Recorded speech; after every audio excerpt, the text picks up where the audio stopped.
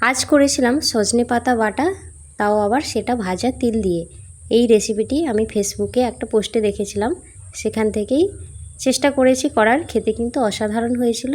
তার জন্য গাছ থেকে একদম টাটকা টাটকা সজনে পাতা নিয়ে নিয়েছি। এখন এই সজনে পাতাগুলোকে ভালোভাবে ছাড়িয়ে পরিষ্কার করে নেব। শুধু পাতাগুলোই নেব। এখানে কড়াইতে জল দিয়ে দিয়েছি। জল বসিয়ে দিয়ে পাতাগুলো এখানে দিয়ে দিলাম সেদ্ধ করার জন্য। এবার এর মধ্যে আমি দিয়ে দেব প্রয়োজন মতো লবণ। লবণটা দেওয়ার পরে ভালোভাবে এটাকে সেদ্ধ করে নিতে হবে। এখানে একটু খুন্তির সাহায্যে নাড়িয়ে চাড়িয়ে দিচ্ছি।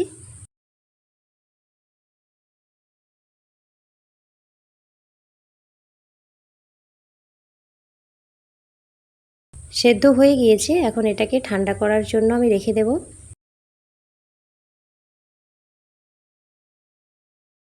তারপর কড়াই বসিয়ে দিয়েছি।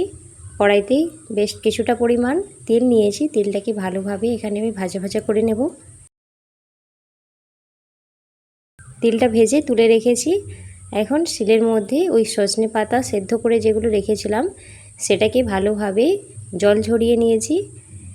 এবার এর মধ্যে দিয়েছি সাদা তিল ভেজে রেখেছিলাম যেটা, আর কিছুটা পরিমাণ কাঁচা লঙ্কা দিয়ে একসাথে এটাকে ভালোভাবে বেটে নিতে হবে। আমি শিলনোড়াতে 2-3 বার ধরে বেটে নিয়েছি।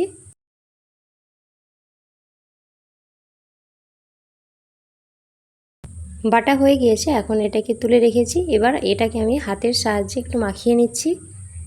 এখন এর মধ্যে দিচ্ছি কিছুটা পরিমাণ সরষের তেল। তারপরে এটাকে ভালোভাবে হাতের সাহায্যে মাখিয়ে নিতে হবে।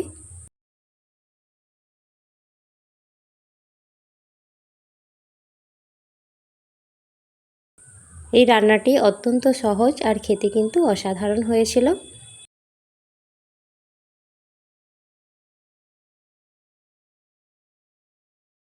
তোমরাও চাইলে এই রান্নাটি বাড়িতে একবার বানিয়ে দেখতে পারো। ভীষণ ভালো খেতে হয়। আর সজনে পাতা খাওয়া তো শরীরের জন্য ভীষণ উপকারী। এবার যাতে দেখতে একটু সুন্দর লাগে তার জন্য উপর থেকে আমি কিছুটা পরিমাণ ভাজা তিল এর মধ্যে ছড়িয়ে দিয়েছি।